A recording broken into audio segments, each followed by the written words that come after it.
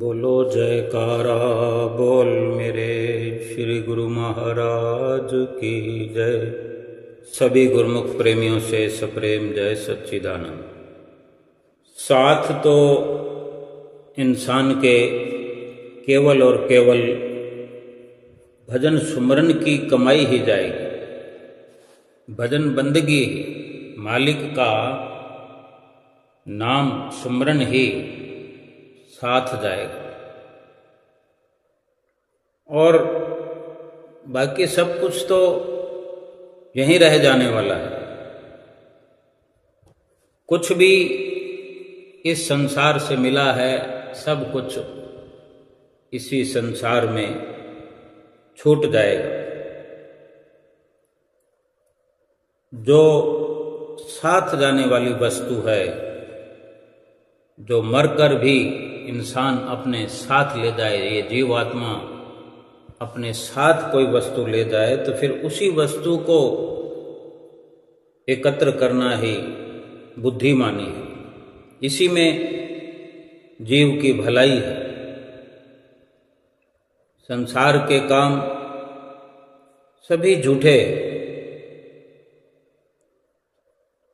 कोई भी काम अगर हम अधूरा छोड़ दें और संसार से चल बसें तो वो अधूरा पड़ा नहीं रह जाएगा, हमारे बाद भी उसे कोई ना कोई पूरा कर लेगा।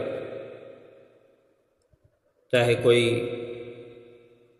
बच्चों की ब्याह शादी हो या कोई बिजनेस का कार्य हो, कोई बंगला हम बनवा रहे हों, कुछ भी इनमें से अधूरा रह जाता है, हमसे कोई भी कार्य ये छूट जाता है तो ये अधूरा पड़ा नहीं रहेगा, इसको कोई ना कोई पूरा कर लेगा।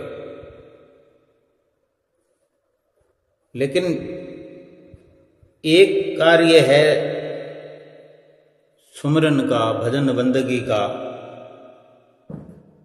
कि जो हमने अपने लिए भजन सुमरन करना है, मालिक की बंदगी करना है,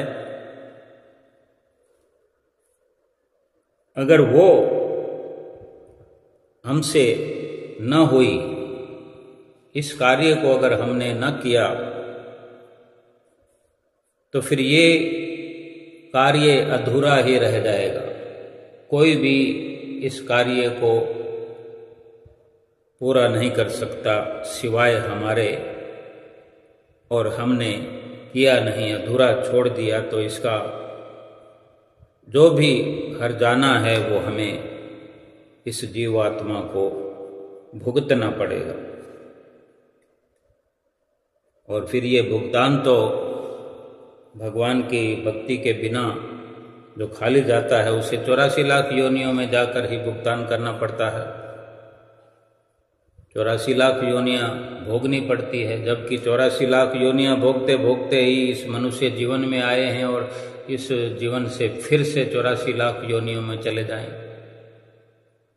कथन भी आता है कि कबीर गुरु की भक्ति के बिना राजा गधा होए, माटी ढोए कुम्हार की घास न डारे कोई। कोई ये सोचे कि मैं तो राजा के पद पर हूँ, मैं कोई मिनिस्टर हूँ, मैं कोई ऑफिसर हूँ, मैं डॉक्टर हूँ, मैं ये हूँ, मैं वो हूँ, कुछ भी हो, भजन बंदगी से अगर खाली है, सुमरन से अगर खाली है, तो महापुरुषों ने फैसला दिया है कि भक्ति के बिना तो चाहे कोई राजा भी हो, राजा के पद पर हो, तो उसे भी गधे की योनि मिलेगी और घास भी खाने को मिलेगा या ना मिलेगा। हमें नरकों की एक झलक दिखा दी जाए, केवल नरकों की असलियत अगर हमें दिखा दी जाए, थोड़ी देर के लिए ही सही, हम अपनी मानसिकता खो देंगे, होश हमारी गुम हो जाएगी, शुद्ध बुद्ध हम खो देंगे अपनी कि ये क्या है। और उन्हीं नरकों को भोग भोग कर आए हैं, लेकिन भुला दिया है हमने कि किस वक्त कितनी कितनी पीड़ा जब होती थी तो हम प्रभु से पुकार करते थे, फरियाद करते थे कि ऐसा मेरे साथ उपकार करो, मुझ पर दया करो कि छुटकारा हो जाए। मैं नहीं रहना चाहता यहाँ नरक योनियों में, मुझे बड़ी पीड़ा हो रही है, एक एक पल व्यतीत होना मुश्किल हो रहा है। और देखो, भगवान ने, प्रभु ने, परमात्मा ने बड़ी दया दिखाई और हमें इस मनुष्य योनि में भेज दिया कि इस जीवन को दिया ही इसीलिए है कि हमने ये मांग की थी कि हमें 84 लाख योनियों में नहीं रहना है, छुटकारा पाना है। लेकिन आज इस मनुष्य योनि को पा करके फिर से हम बहुत बड़ी भूल करने जा रहे हैं, भूल कर रहे हैं। एक एक श्वास जो है भजन बंदगी से खाली जा रहा है हमारा। महापुरुष प्रभु परमेश्वर किसी का नुकसान नहीं चाहते। संत महापुरुष जो बताते हैं, हमें चिताते हैं, वो बिल्कुल सही है कि अगर भक्ति ना करें और 84 लाख योनियों में चले जाएं, ये कितना बड़ा नुकसान है। लेकिन फिर भी हम इतने मोह में ग्रस्त हैं, दुनिया के लालच में, लोभ में, काम में, क्रोध में, अहंकार में ऐसे लिप्त हैं कि हम संतों महापुरुषों की बात को सुनकर भी समझना नहीं चाहते, विश्वास नहीं करते। लेकिन महापुरुष नहीं चाहते कि हमारा नुकसान हो जाए, हमारा अहित हो जाए, बल्कि वो हमारा भला चाहते हैं। बात तो विश्वास की है, भरोसे की है। अपने भागों की सराहना करें कि हमें सतगुरु जो मिले हैं वे परिपूर्ण हैं, नाम की बख्शिश हुई है। आज अगर इसी नाम की कमाई न करके जब ऐसी मुश्किल की घड़ी में रोना पड़ेगा, तड़फना पड़ेगा और भटकना पड़ेगा, तब समझ में आएगी कि हमें संत महापुरुष कितना समझाया करते थे। संत महापुरुष फरमाते हैं, मन जो है अपने मालिक का वफादार नौकर है। मन का मालिक कौन है? ये मन किसका एजेंट है, किसके इशारे पे काम करता है? काल के इशारे पर। काल और माया का एजेंट है ये मन,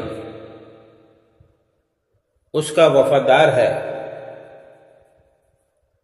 और काल और माया इस जीव के खिलाफ हर वक्त षड्यंत्र रचते रहते हैं और मन को लगा रखा है कि इस जीव को हमेशा भटकाता रहता है। मन का काम ही यह है कि हमें संत मत से बेमुख रखता है, भजन सुमरन में बैठने नहीं देता, इस संसार में उलझाए रखता है। ये सब मन के काम है। मन तो हमेशा अपने मालिक का ही आज्ञाकारी नौकर बना हुआ है। हमें भी अपने सतगुरु का आज्ञाकारी शिष्य बनना चाहिए। हम अपना मालिक सतगुरु को बनाएं।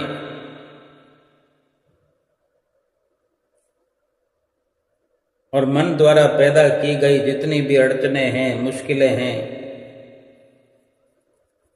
इसके बावजूद भी भजन सुमरन करना चाहिए। चाहे मन कितनी बाधाएं डाले, कितनी अड़चनें डाले, भजन सुमरन हर हालत में जरूर जरूर करना चाहिए। भजन सुमरन के लिए पूरा पूरा समय देना चाहिए। अक्सर हम टालने का कार्य तो करते ही रहते हैं,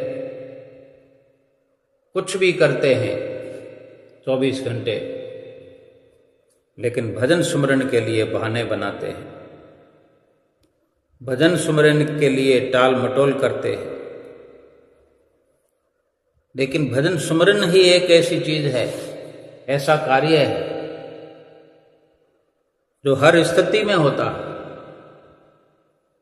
भजन सुमरन अमीरी में भी होता है, गरीबी में भी होता है, कंगाली में भी होता है। चाहे अगर भिखारी बनकर भी जीवन व्यतीत करने का अवसर मिला हो, ऐसी दयनीय दशा में भी भजन सुमरन तो बड़ी आसानी से होता है अगर कोई करना चाहे। अगर जीवन चल रहा है, श्वास चल रहे हैं, तो भजन सुमरन तो अवश्य हो सकता है। और फिर अगर सुख सुविधाओं से हम भरे हुए हैं, फिर अगर हम बहाना बनाएं, भजन सुमरन के लिए टाल मटोल करें, तो कितने अफसोस की बात है कि प्रभु ने सारी व्यवस्था इंसान के लिए की है और इंसान अपने लिए भजन सुमरन का कार्य भी कल पर टालता रहता है। आज कहे मैं काल भजूंगा, काल कहे मैं परसों, आज काल के करत ही बीत जाएंगे बरसों। क्या ये सच्ची बात नहीं है कि आज कल करते करते हम बरसों बिता चुके हैं? ये तो गनीमत अवसर है कि आज फिर भी इतनी लापरवाही करने के बाद भी अवसर हमारे हाथ में है। हम जिंदा हैं, श्वास चल रहे हैं, जिंदगी अच्छे से चल रही है, स्वस्थ भी हैं। अगर 2, 4, 5 साल पहले, 10 साल पहले, या 2 दिन, 4, 5 दिन पहले, या 2, 4 घंटे पहले ही मैं इस दुनिया में न रहा होता, मेरे पास सांस समाप्त हो गए होते, ये जीवन लीला संपूर्ण हो गई होती, तो फिर और बात थी। लेकिन ये आज खुशी की बात है कि मेरे पास आज भी समय है। नहीं पता कितने श्वास हैं, नहीं जानता कितने घंटे हैं, कितने लम्हे हैं, कितनी घड़ियां हैं, या कितने साल हैं, कितने दिन, महीने। लेकिन बड़ी सुखद अवस्था यह है कि ये श्वास मेरा चल रहा है। अगले श्वास की नहीं गारंटी है, लेकिन ये तो चल रहा है। इसी में जोड़ दें अपने श्वास को सुमरन में। ये न विचार करें कि किस वक़्त बैठना चाहिए, किस वक़्त समय ठीक होता है, रात चढ़ रही है कि उतर रही है, कि सुबह सूरज उदय हो रहा है या संध्या के समय सूरज अस्त हो रहा है, या कोई भी समय हो। ये हमें नजर आता है कि अभी सुबह हुई है, अब दोपहर हो रही है, अब शाम का वक़्त है, अब संध्या का समय है, अब रात का समय है। जीवात्मा के लिए कुछ भी अवस्था किसी नाम से नहीं जानी जाती। जीवात्मा केवल परमात्मा की अंश है और परमात्मा के साथ मिल जाना चाहती है। और इसी से मिलाने के लिए, परमात्मा से इस आत्मा को मिलाने के लिए ये प्रभु ने मनुष्य जीवन दिया है।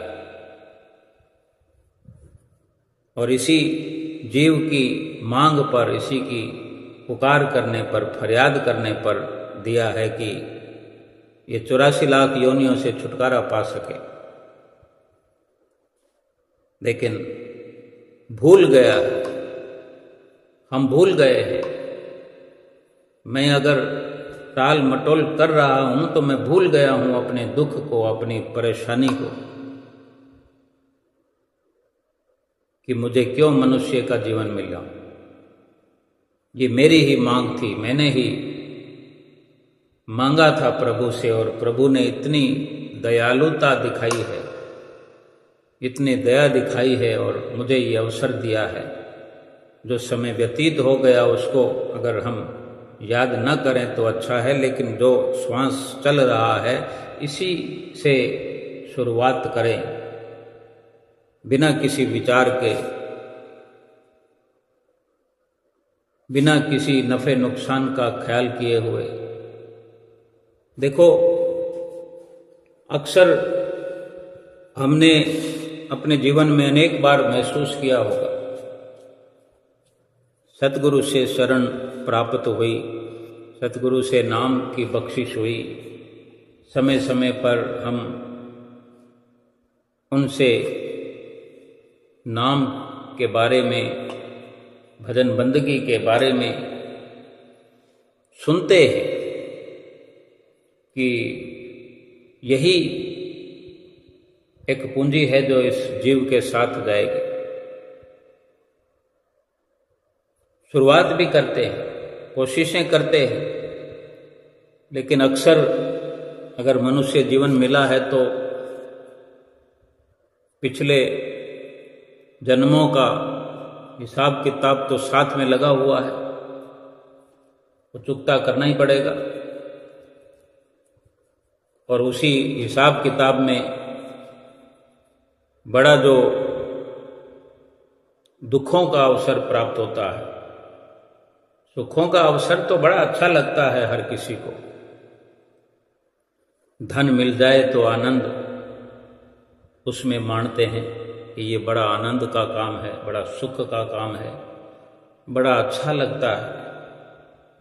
नोटों की गड्डियाँ अगर ज़रूरत से ज़्यादा मिल जाए,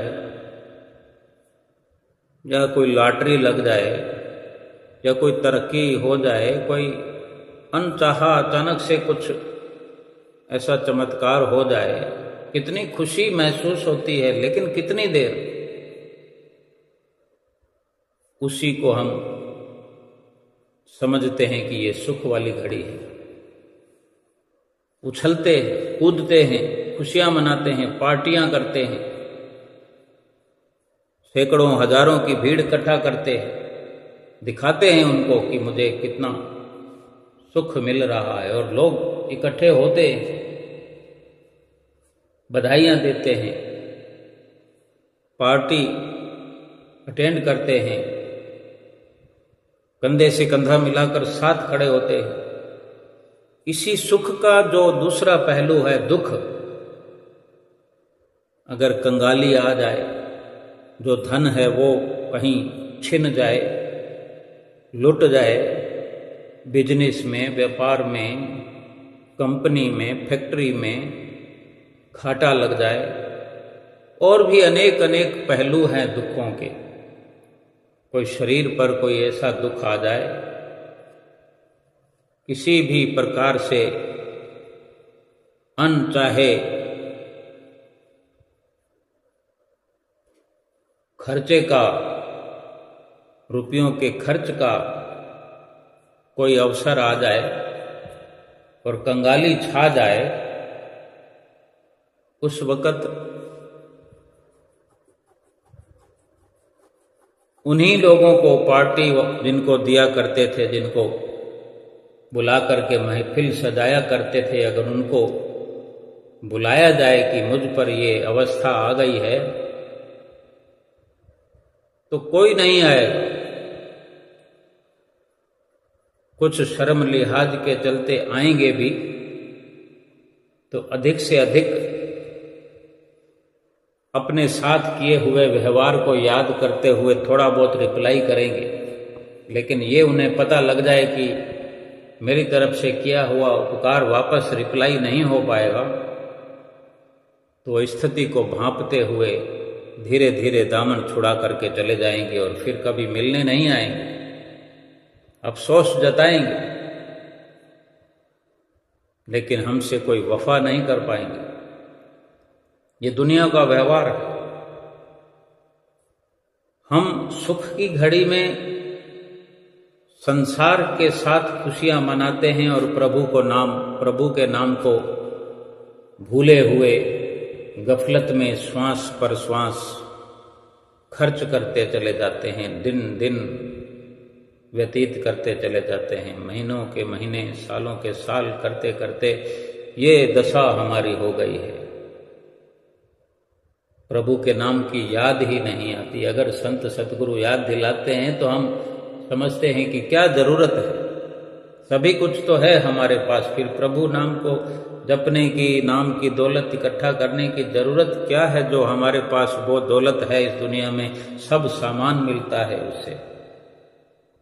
इस अहंकार में, इस नशे में चूर इस अनमोल समय को खर्च करते चले जाते हैं, जाया कर रहे हैं, और जब दुख की घड़ी आती है तो जारो जार रोते हैं। और ऐसे दुखों की अवस्था में प्रभु नाम की याद अगर आ भी जाए, संतों महापुरुषों के वचनों पर विश्वास अगर हो भी जाए, तो मन लगता नहीं है और अचानक से कोई भी कार्य नहीं होता, क्योंकि हर कार्य की नींव समय पर रखी जाती है। आज अगर किसी मकान में रहना हो तो मकान की नींव, जमीन में, प्लाट में नवी नींव खोद करके मकान शुरू करेंगे बनाना, तो फिर सड़क के किनारे बैठना पड़ेगा, उसमें समय लगेगा। पहले नींव रखी जाएगी, नींव को मजबूत किया जाएगा, फिर दीवारें खड़ी की जाएगी, फिर छत तैयार होगी, फिर उसमें कुछ रहने का, गुजर बसर करने का शुरुआत होगा।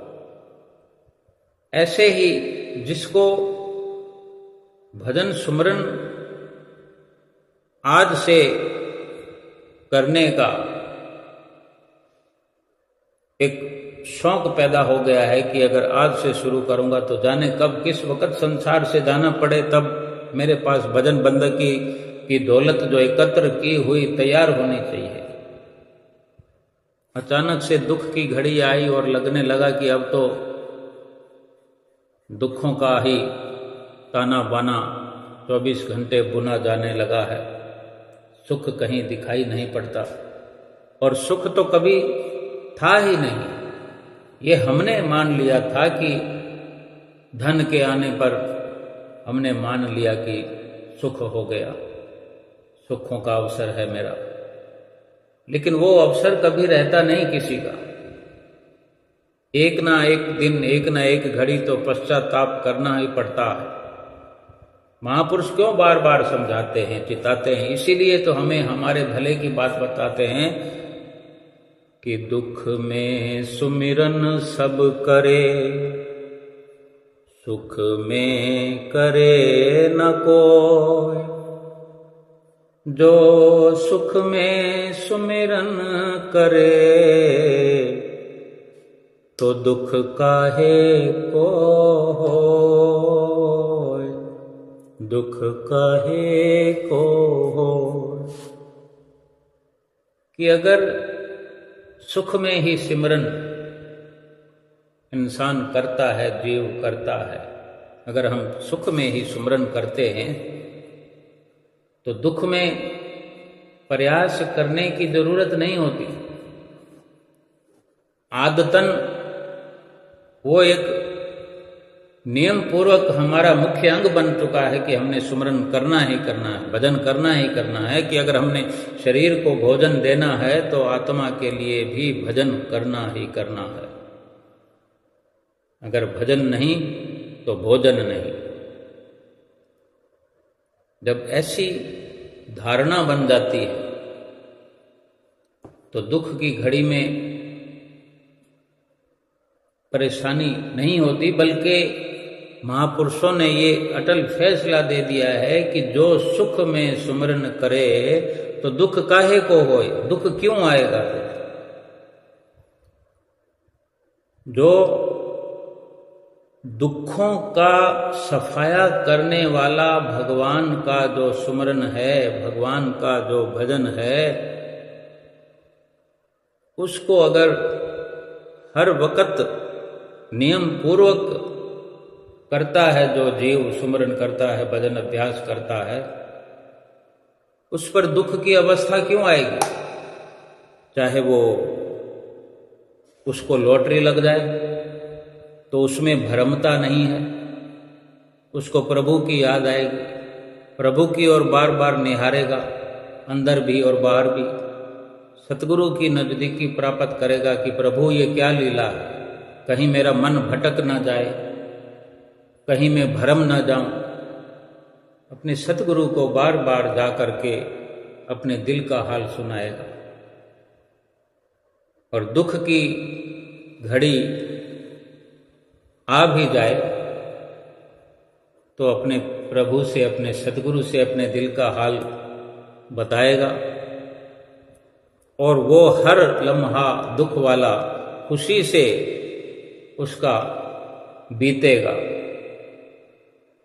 क्योंकि वो अपने सतगुरु से अपने सूरत की तार को जोड़ कर रखे हुए है, और वो जो भी अवस्था अपने पर आती हुई देखेगा, सतगुरु की ओर से आया हुआ प्रसाद समझ करके बड़ी आसानी से अपने समय को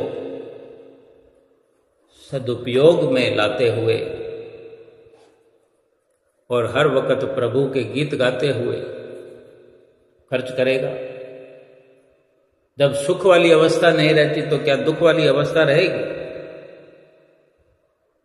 सुख और दुख तभी भासते हैं जब भगवान से पीठ करके जीव रहता है। सूरज की ओर पीठ करने से परछाई जो है हमें नजर आती है, हम परछाई को ही देखते हैं, परछाई आगे आगे और हम पीछे पीछे। अगर सूरज की ओर हम मुंह अपना कर देते हैं, सूरज की ओर चल पड़ते हैं, अपने मुख को सूरज की ओर रखते हुए सफर करते हैं, वही परछाई पीछे घूम जाती है, क्योंकि हम असल जिंदगी को जीना शुरू कर देते हैं। प्रभु के सन्मुख होकर के चलना, प्रभु को सन्मुख रखना, प्रभु के नाम को सामने रखना, प्रभु के नाम में सूरत अपनी जोड़ना, यही असली सफर है, असली जीवन है। असल जिंदगी का मकसद यही है कि प्रभु नाम के साथ जुड़ करके एक एक पल को, एक एक श्वास को खर्च करे जीव। संसार के दुख और सुख तभी नजर आते हैं कि ये संसार जो है दुखों का घर है। प्रभु नाम जो है अमृत के समान है, प्रभु सुख के सागर हैं, दया के सागर हैं, और प्रभु का नाम अमृत जैसा है। प्रभु नाम अमृत भरा जो पीवे तृप्ताए।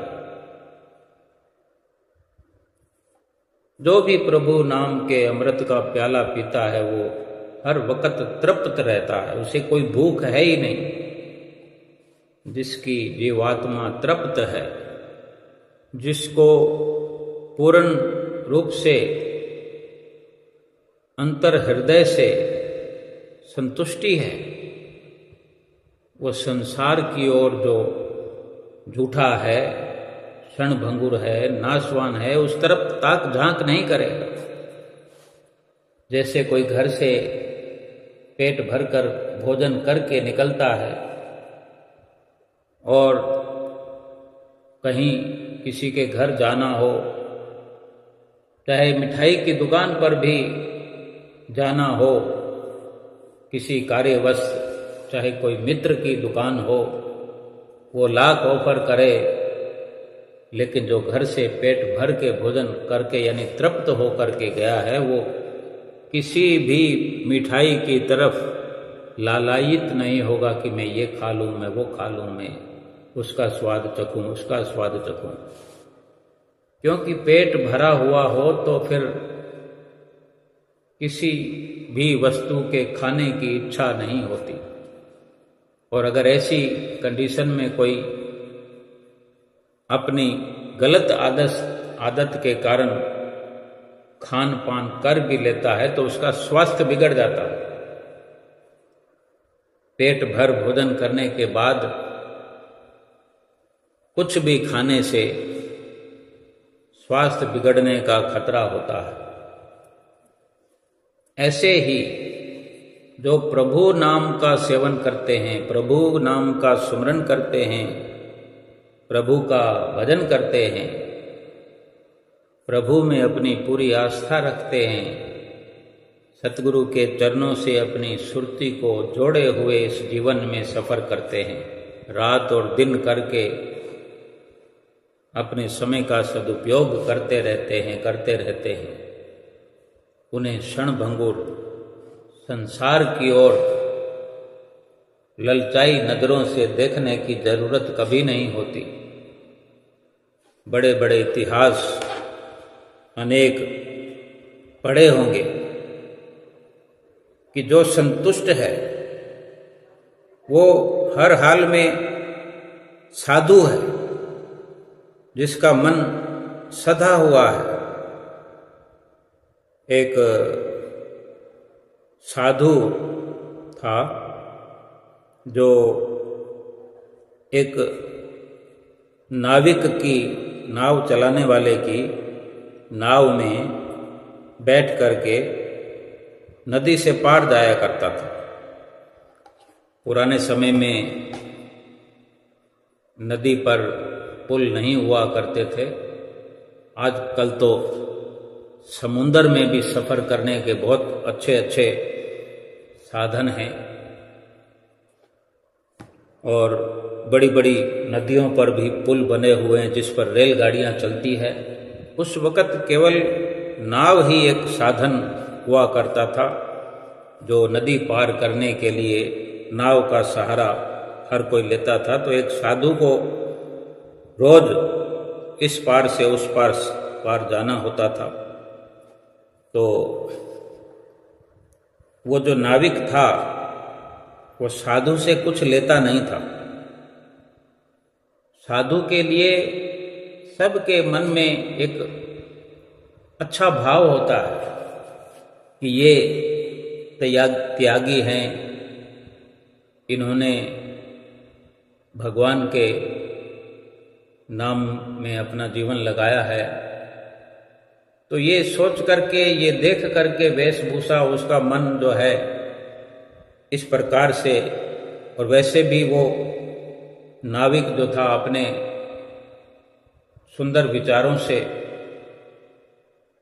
भरा हुआ था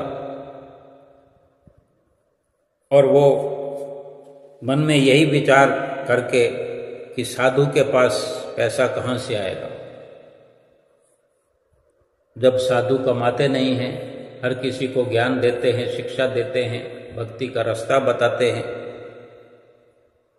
तो उनके पास पैसा तो होता ही नहीं। चलो मैं इसी सेवा में ही मैं अपना कल्याण देखता हूँ कि मैं एक संत की सेवा रोज करता हूँ।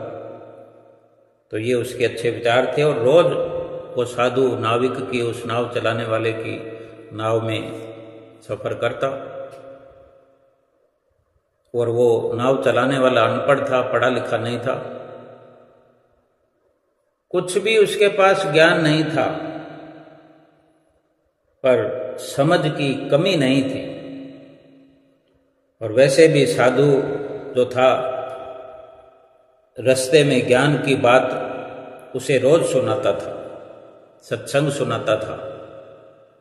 कभी भगवान की सर्वव्यापकता बताता, यानी इस प्रकार की शिक्षा जैसे संत महात्मा, संत महापुरुष बताए करते हैं कि भगवान तो सब जगह हैं, भगवान कण कण में हैं, भगवान हर किसी के अंदर हैं, हर हृदय के अंदर भगवान हैं।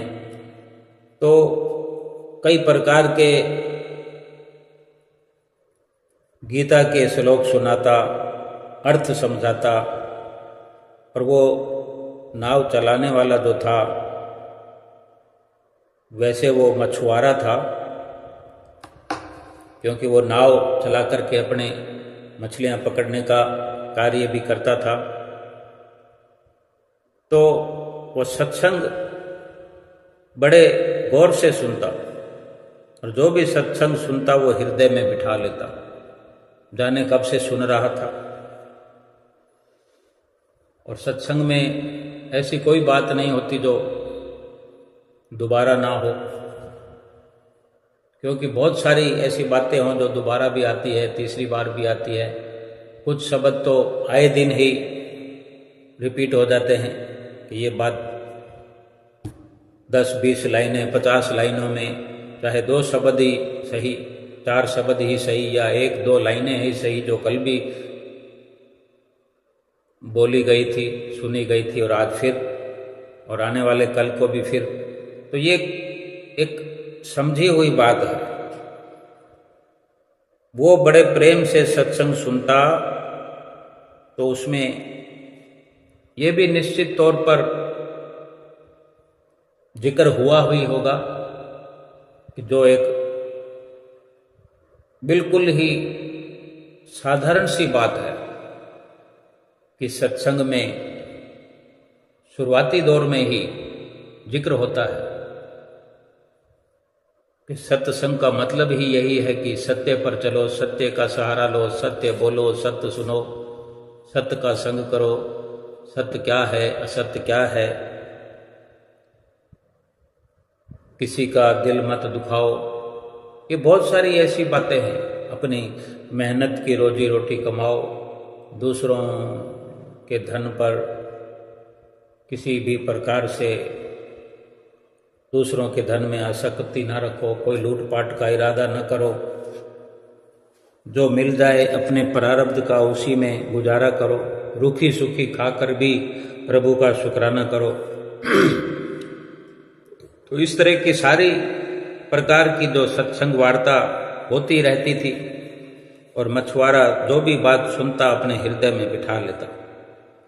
एक दिन जब साधु को उस तरफ उतारने के लिए जा रहा था, सत्संग सुनते सुनते जब उस पार उतर गए, तो साधु बाबा जो था उस नाविक को, नाव चलाने वाले को अपनी कुटिया में ले गया, और वहाँ जाकर कुटिया में बोला, उससे नाविक से कहता है, बेटा मैं पहले व्यापारी था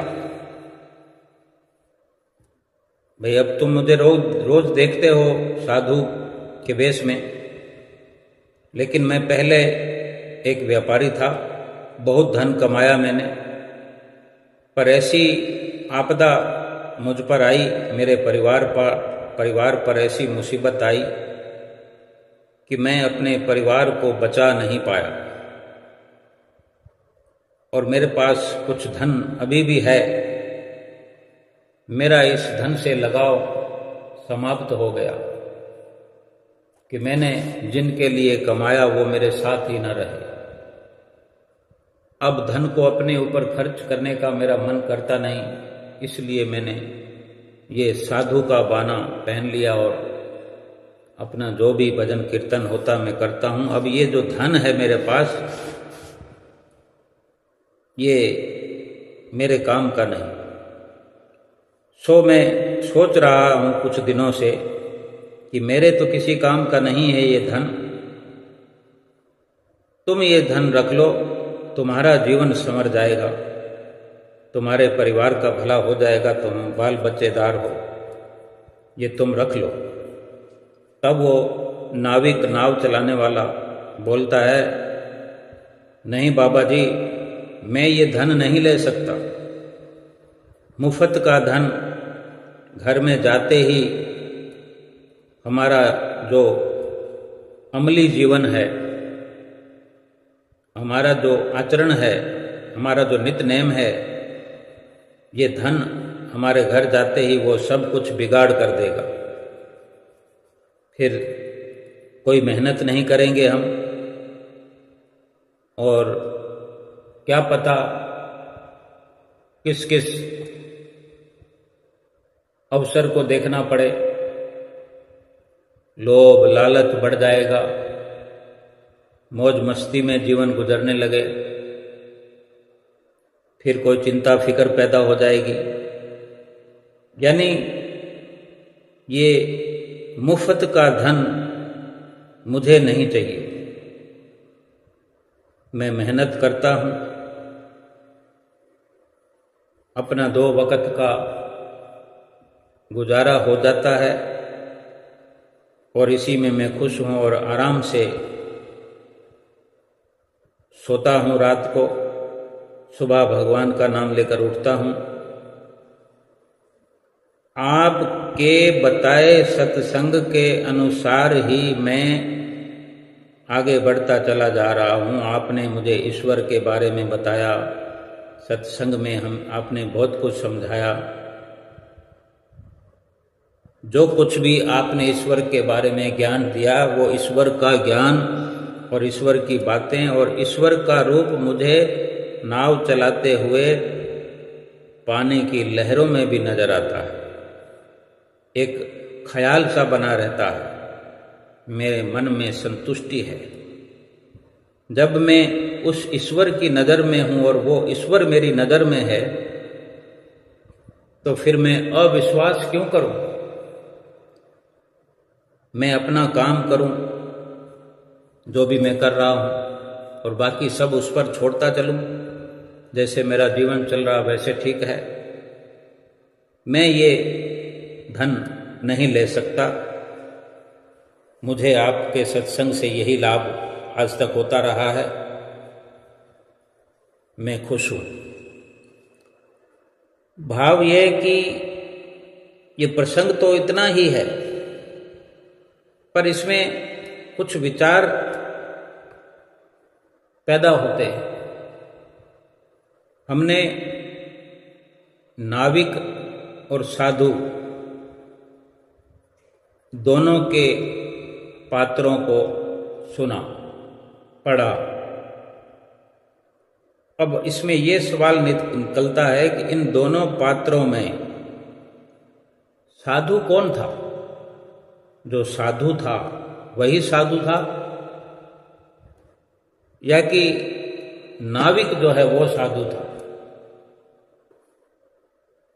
यानी एक तो वो था जिसने दुख आया तो साधु का रूप ले लिया, संन्यास ले लिया, फिर धर्म ग्रंथों का अध्ययन किया, याद किया, और समझाने लायक स्थिति में भी आ गया। समझ कर फिर समझाना भी उसे आ गया, दूसरों को भी वही ज्ञान बांटने लगा।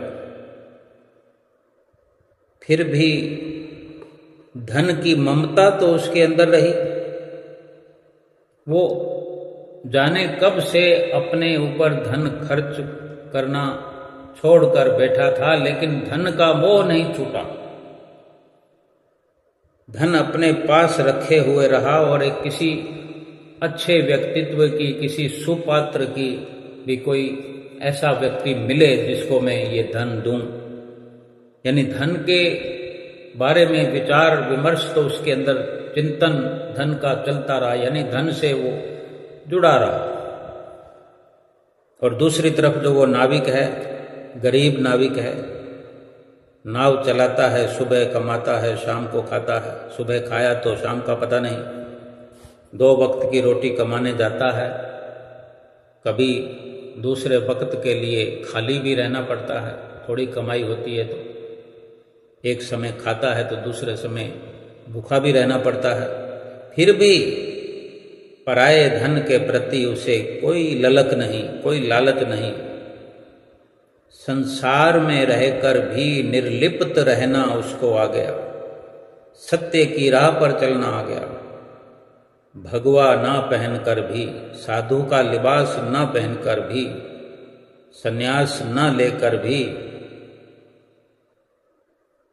ईश्वर की सत्ता में विश्वास जम गया उसका कि ईश्वर है, कण कण में है, मेरे अंदर है।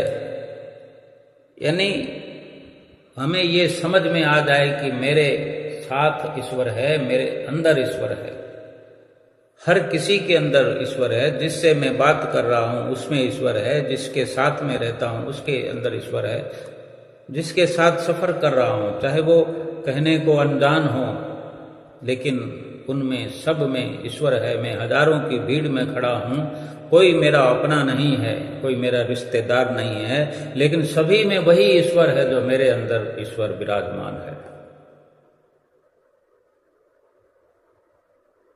कोई अगर हम ज्ञान अर्जित करके दूसरों को ज्ञान बांटने का कार्य कर रहे हैं, लेकिन अगर हम चाहे गीता के श्लोक हों, रामायण की चौपाइयाँ हों, कबीर दास जी के दोहे हों, रहीम दास जी के दोहे हों, इनको न केवल पढ़ें, न केवल सुने, बल्कि साथ साथ अपने जीवन में उतारें। वो नाविक भी वो सत्संग रोज जो सुनता था उसने अपने जीवन में उतारा, अमली जीवन बनाया और सब कुछ वो सीख गया। ना तो वो साधु बना और ना मशहूर हुआ, केवल वो नाविक था, नाविक बन के रह गया, लेकिन सब कुछ उसने ईश्वर की सत्ता को समझने का प्रयास किया। आज हमें सदगुरु क्या समझाते हैं? श्री गुरु महाराज जी जब भी अपने अनमोल वचन फरमाते हैं, वो दिखाते हैं, अगर हम समझ सके, वो दिखाते हैं वो कितना हमसे सच्चा निर्मल प्यार करते हैं। वो हमें सच्चाई की राह पर चलना सिखाते हैं, चलता हुआ देखना चाहते हैं। बार बार वचन फरमाते हैं कि आप गुरुमुख हैं, श्री दरबार के सेवक हैं, सेवा कर रहे हैं, श्री परमहंस दयाल महाराज जी की आज्ञा पर चल रहे हैं। और हम क्या करते हैं? हमें 5 नियमों की पालना के लिए समय नहीं, दोनों समय की आरती पूजा में विफल हो जाते हैं, सेवा के लिए त्रुटि हो जाती है, सत्य का संग करने में गफलत करते हैं, दर्शन ध्यान के लिए भी लापरवाही, और भजन अभ्यास की तो बात ही छोड़ो, कितनी टाल मटोल करते हैं। जो गुरुमुख प्रेमी भजन सुमरन करते हैं, सतगुरु की आज्ञा व मौज पर चलते हैं, 5 नियमों की पालना करते हैं, उसका हम अपनी जुबान से वर्णन नहीं कर सकते कि वो कितनी बड़ी सत्ता के मालिक हैं, वो कितनी सतगुरु की प्रसन्नता प्राप्त कर रहे हैं। हम भी कर सकते हैं। हम भी आज संकल्प करें कि हमने अपने सतगुरु की प्रसन्नता का पात्र बनना है, तो 5 नियमों की पालना करते हुए 2 घंटे भजन अभ्यास करते हुए सतगुरु की प्रसन्नता प्राप्त करें, अपना लोक परलोक सुहेला करें। बोलो जयकारा बोल मेरे श्री गुरु महाराज की जय।